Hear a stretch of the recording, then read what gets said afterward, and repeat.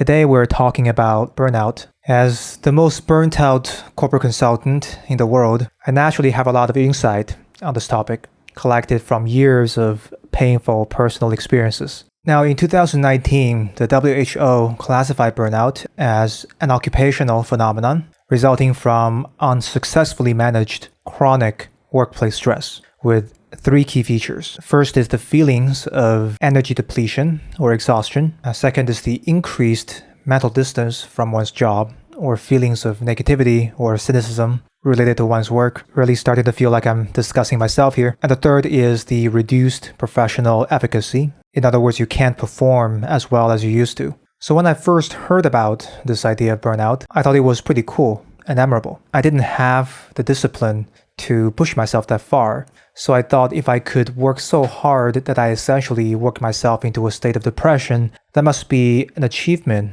in a way, like a battle scar or a badge of honor. But after I experienced it a few times, it becomes very obvious very quickly that burnout is just bad. There's nothing romantic about it. Leaving the extremely unpleasant subjective experience aside, it is a profound waste of time and opportunity cost, with potentially long-lasting effect even after recovery. So it should be avoided if at all possible. I will say though that the only good thing about burnout is if it helps you leave a toxic situation. Like if you're stuck in a bullshit job and you really should quit, but you don't, either because you're afraid to leave or you don't know how to leave. Right? Burnout will force you to leave. It is your body essentially saying, fuck you. I don't want to do this toxic thing that you're forcing me to do anymore. So I'm just going to shut down. But even there, it is still better if you leave the toxic situation without having been burnt out, because there are usually some logistical problems to solve when you leave. There are probably emails to write or phone calls to make or tax form to fill out. Right? You might need to move out of your apartment or budget your finances. It is therefore much more optimal to proactively decide to leave before you burn out so you can plan and execute the exit with a lucid mind. And what if what burns you out is not a toxic job that you hate, but work that you love? And yes, that could happen. You could be a musician, for instance, working on your next album, and you want it so bad and work so hard that you burn yourself out. What's so bad about this is not just the time lost from recovering from the burnout, rather it's the lasting effect burnout can have on your relationship to the work that burned you out. It could scar you against the activity where you start to associate the activity that burned you out with pain and lose passion for it as a result. Imagine the tragic circumstance of a musician so passionate about his musical project that he burned out and upon recovery no longer finds music enjoyable. And sometimes you're working on something that is so important that you can't afford to burn out. You might be in the presence of a once-in-a-lifetime opportunity or otherwise doing something extremely important like taking care of a sick family member, where you can't stop what you're doing to deal with a burnout because the opportunity cost is too large. And this is to say nothing about the incredibly unpleasant subjective experience of going through a burnout. My belief is that life has enough suffering as is. We don't need to add more to it by going through a burnout. And all this is to say that burnout is bad and one should always avoid it when possible. So how do we avoid it? And how do we deal with it? Well, we all know that stress, specifically prolonged and unmanaged stress,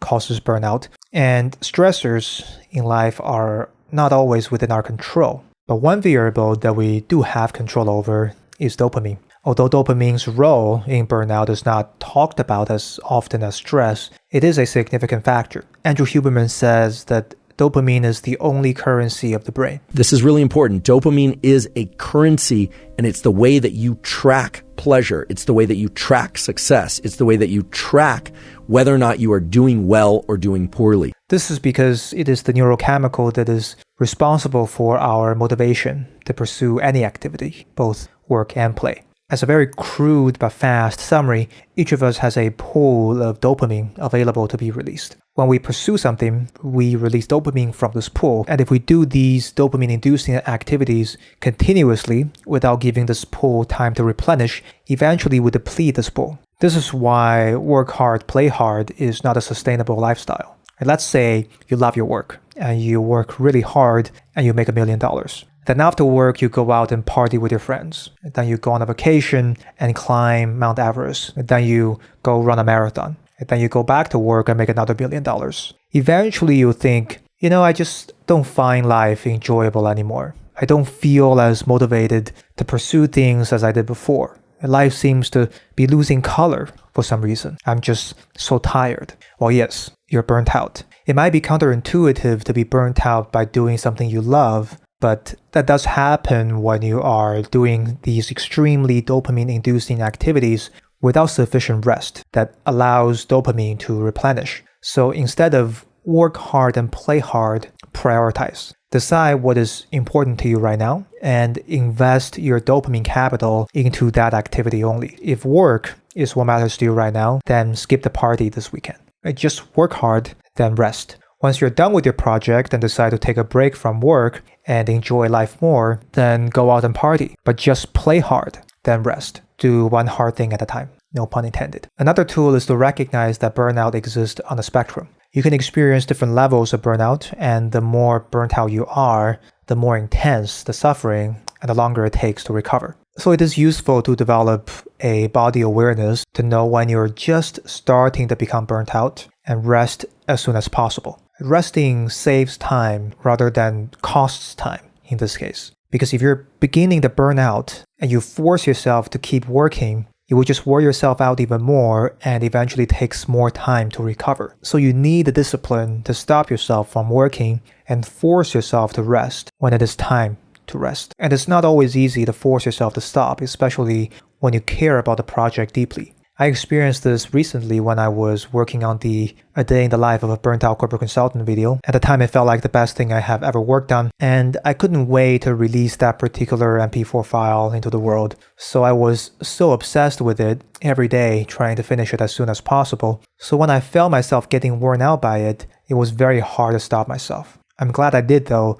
If I didn't, it would have taken much longer to recover from it. The burnt out might even cause me to lose interest in content creation, which will be disastrous because I love making content and I want to continue to love it. Also, when I say rest, I don't mean recreation, because recreation is still a dopamine-inducing activity. The kind of rest I'm talking about is boring. The more boring it is, the better. You need something that is completely devoid of dopamine-inducing factors that can give your circuit an opportunity to stop completely. What I do most often for this is to just sit on a chair and stare at a wall. And I would do it for as long as it takes until I can feel the well-being coming back to me again. This is very hard to do, precisely because it's so boring. Especially because when you are not feeling good, you instinctively want to do things that make yourself feel better. Sitting with yourself on a chair with no stimuli is quite challenging.